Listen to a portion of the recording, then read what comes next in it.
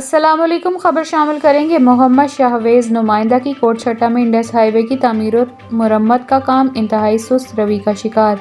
मजीद जानते हैं मोहम्मद शाहवेज़ से। अस्सलामुअलैकुम देखने और सुनने वालों को मेरा सलाम। आए रोज़ यहाँ पर हादसात मामूल बन चुके हैं।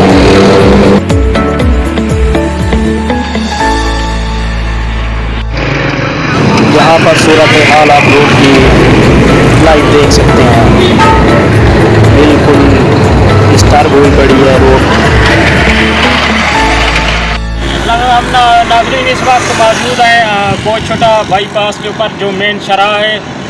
तकरीबन 6 माह से यहाँ पर काम तो बहुत ही सुस्त रवि का शिकार है। नहीं, यहाँ पर मकामी अवाम